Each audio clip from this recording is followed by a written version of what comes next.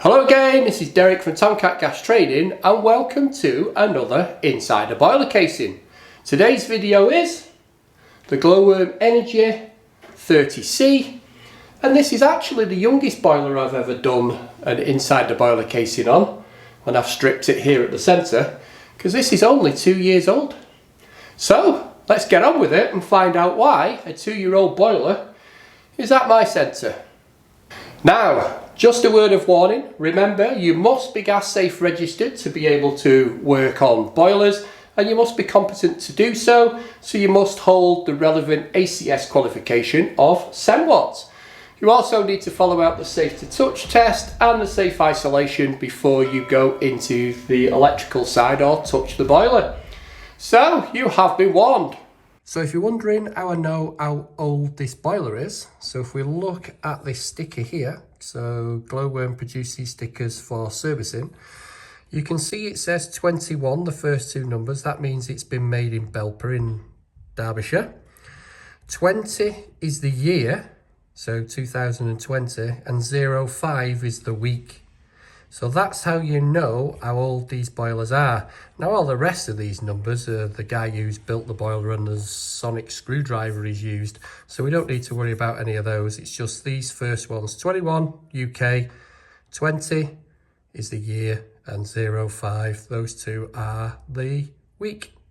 So that's when this boiler was made.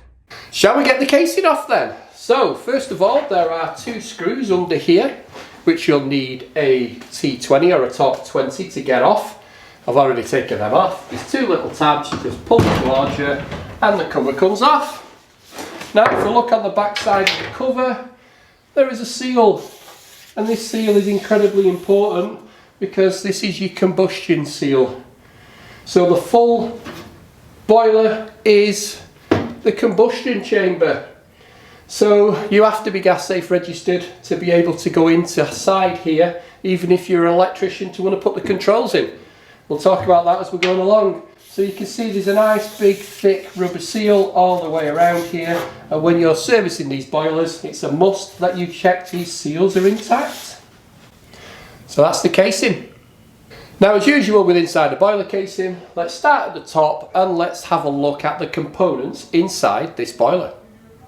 So let's start at this turret. So you can see this is the new version of the Glowworm turret. It has been out a while. So we have this steel ring now which is attached to the turret elbow, which seals on with 4 screws, and there is a seal in there. You can see the test points are slightly different than the old Glowworms. So if we undo that, now that one is our Flue integrity. So that makes this one our products of combustion test point. Now this boiler could also come with the rear flue option. Now if you do go for the rear flue option on this Glowworm Energy 30C, the top turret, as you can see here, gets replaced by this big plastic disc. Now this is the bracket that actually holds the boiler to the wall.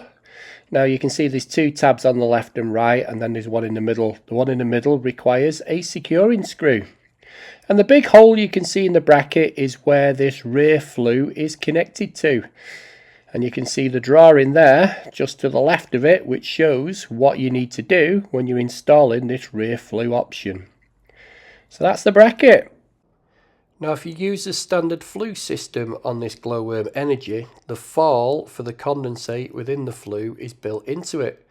But if you use an extension on the flue system, then there needs to be a fall of 44 millimeters per meter back to the boiler, so the condensate will run back from the flue into the boiler and out through the trap.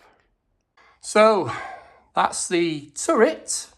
Let's start and make our way down inside the boiler. So let's start with this black tube here. So this is where the air is drawn in for combustion.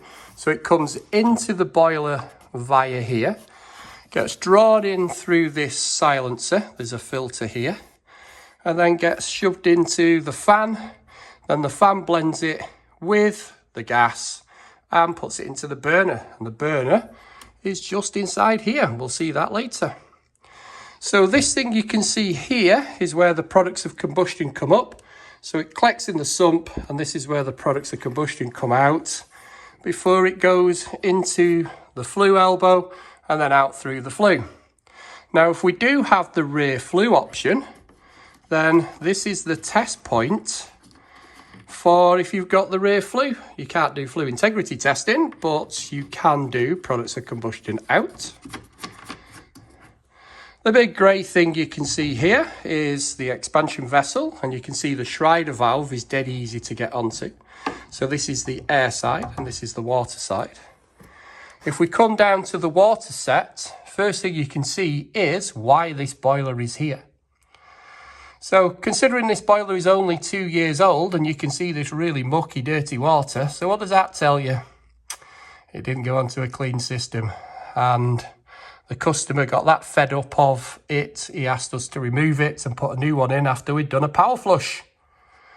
So the reason why it's leaking is because that's the diverter valve motor here, and this is a diverter valve, and that's leaking. So you can see that's been dripping and coming down to here.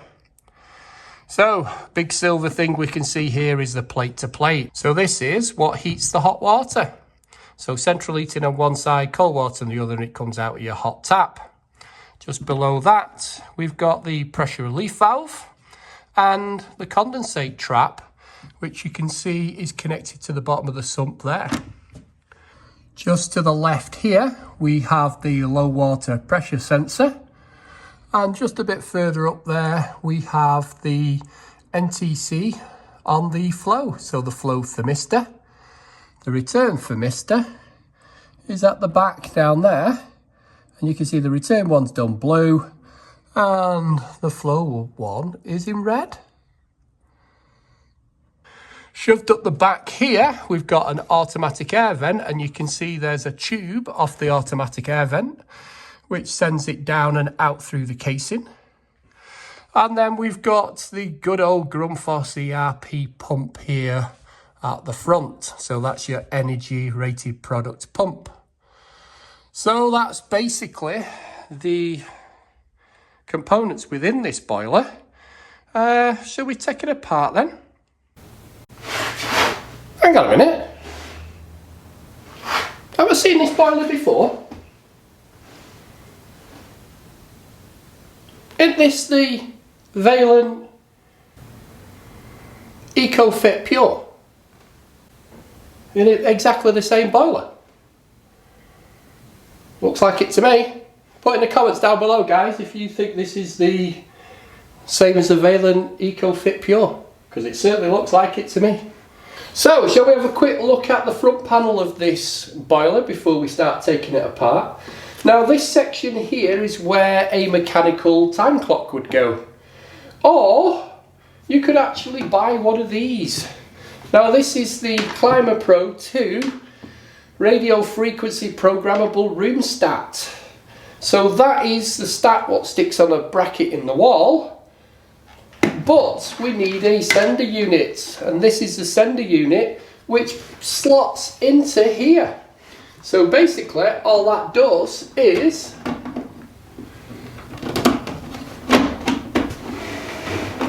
slot into the front panel like that.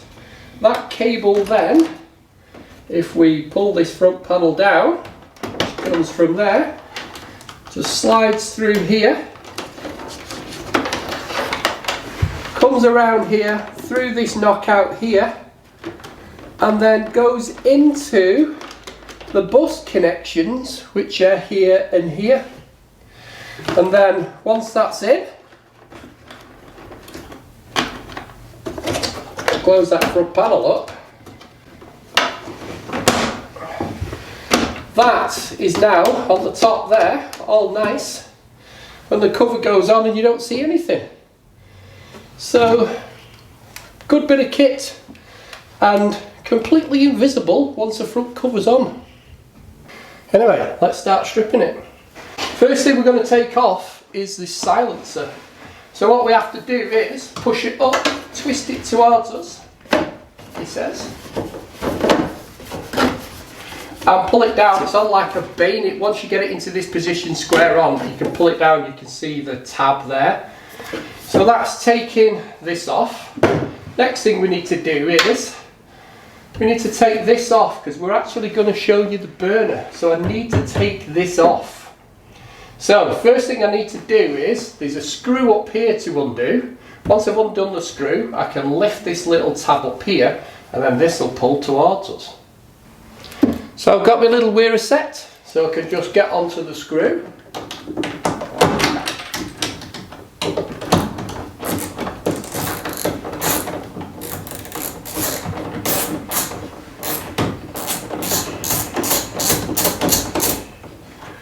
You have to take the screw all the way out.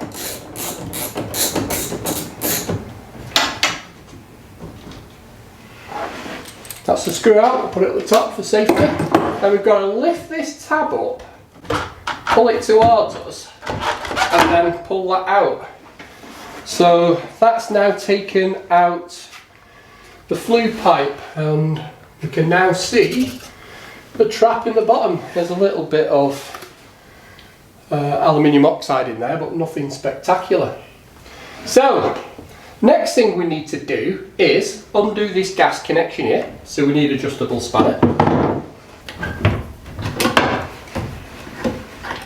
Now there is a fibre washer in here, as you can see. And it should be changed every time you take out the burner.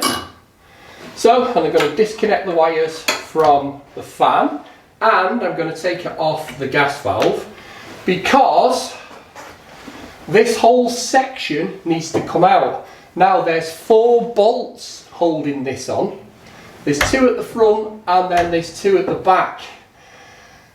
And they look an absolute nightmare to get onto. So my advice for that would be, use a little ratchet spanner, because I don't think I'm actually going to get my weir set in on that side. So let's get some ratchet spanners.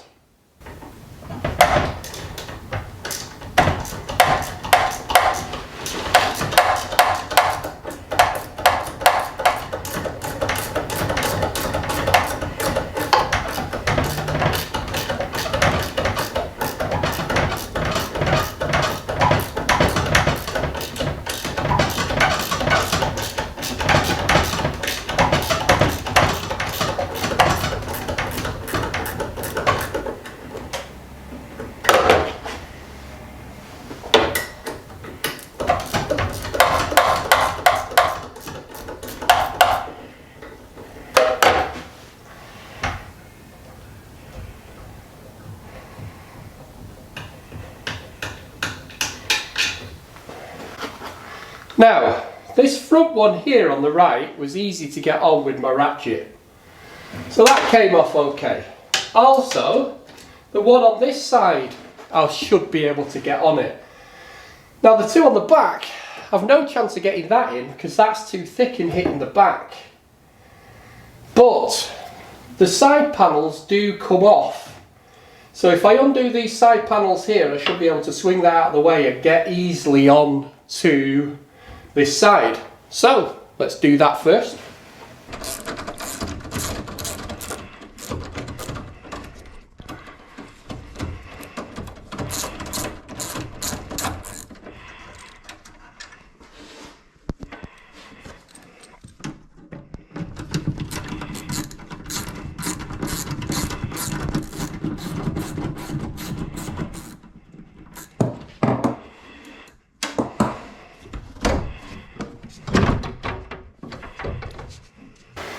So you can see that side panel came off pretty easy, and I should be able to get on to these 2 on this side now.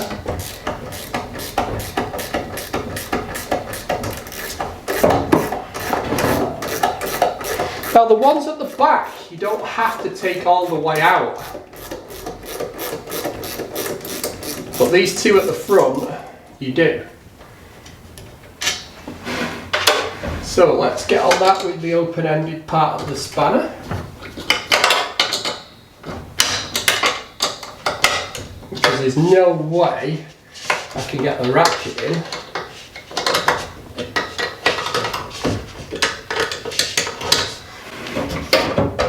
This does slide off to get it completely out of the way. So why did I do that in the first place? But should you really have to take the side covers off to be able to get at this? Well, it doesn't take that long to do it.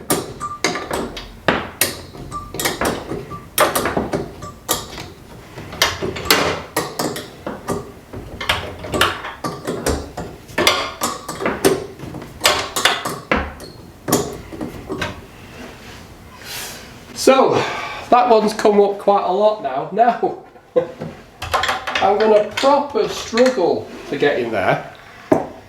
So I think I'm going to have to take the expansion vessel out to be able to get on it. Which again is quite easy to do.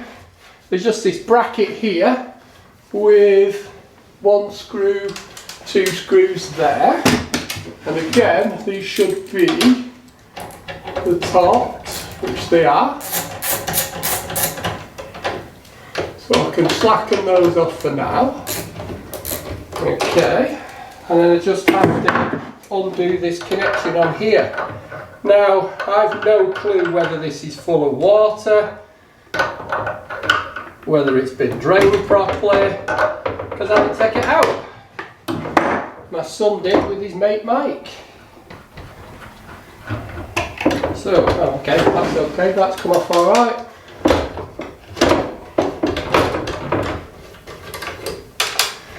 That's come off, that bracket's come off. So let's slide forward. It's not full of water, we'll check the pressure later. So that's the expansion vessel out. And now I should be able to undo this. Again, is this bad design? Or is this just good practice?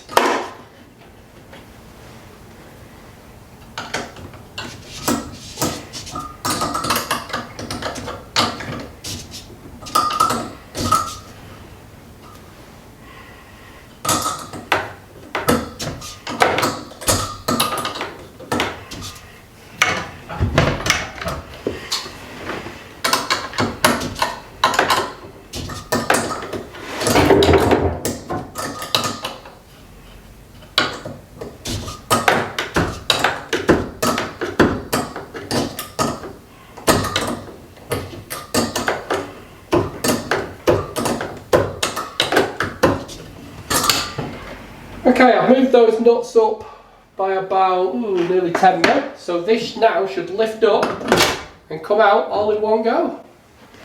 So you can now see the full fan and the gas valve comes out in one go. There are 2 gaskets here. You can see there is a graphite gasket and this secondary rubber gasket. And glowworms say these have to be changed every time you take this burner out. And you can now see that these are slotted so you can pull it forward. So you're literally just lifting it over a few mil. So that's the full fan. And if you wanted to change this fan, you would have to take this out, because you're pretty much never going to get on these screws here. So if you want to change that fan, you've got to take this full top off, so you would need a gasket kit as well. Now if we take this off, we can now see there is the downward burner, which I can see through it, so it's not blocked in any way, but it does look pretty damn delicate. And it only goes in one way, guys. Yeah, it's cut out there, so it only goes in one way. It's impossible to do. So that's the burner out. Now, what Glowworm says is you don't need any special brushes for cleaning out this heat exchanger. All you do is just get a cup of water, a couple of litres, and pour it through, and it will go through the trap. So before you clean out the condensate trap, which I'll show you in a minute, we need to make sure we've cleaned this heat exchanger. So let's have a quick look down there and see what it's like. So let's have a look down here at this heat exchanger. Ooh, you You can see there's quite a bit of aluminium oxide there. You can also see the ignition probe here.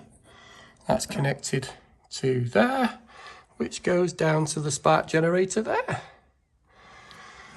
So, like glowworms say, you don't need to get any brushes down there, you just need to pour some water. I wonder if that actually works.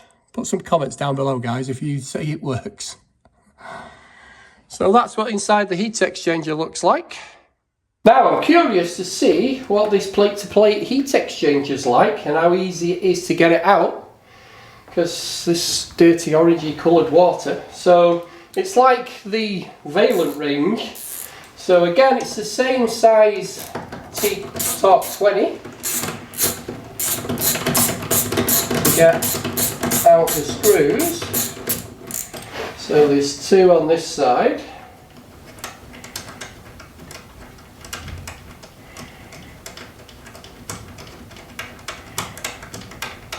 Do they need to be this long? Well, they do to screw them back in. I'm just going to slacken this side. Take this top one out here.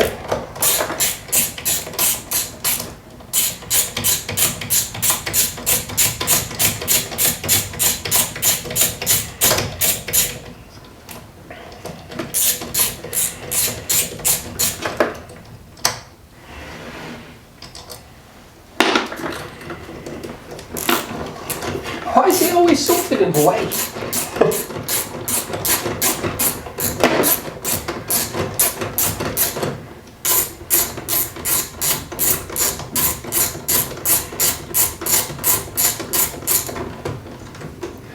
I must say, guys, it's so much easier with this side cover off. So if you're ever doing any work on these, just whip that side cover off.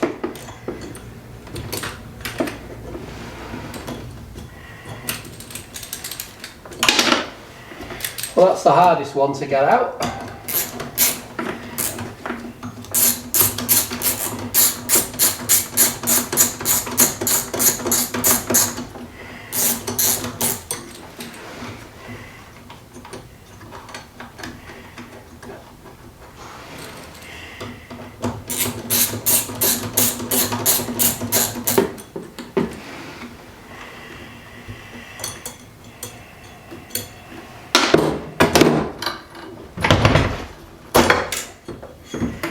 About it being stuck on a little bit.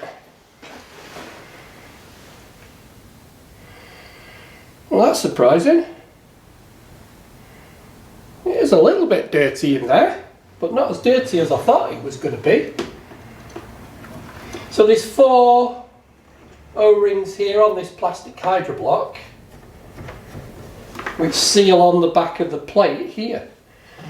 So, can you get this upside down? No. It says there's 14 plates on this badge on the back. It doesn't actually tell you which way up it goes, but I guess it can only go one way. Yeah, it can only go one way because these are offset. So you can't even get that one wrong. So if you try turning it around the other way, it won't go on. So that's how easy it is to get the plate out. Now, the next part I'm going to remove, because I'm really curious to see what state it actually is in, it's the diverter valve. So again, I'm using my little wearer set with my T20, and I've basically got 2 screws to undo. So there's one here, and you do have to take them all the way out. So that's the first one. And then there's another one under here.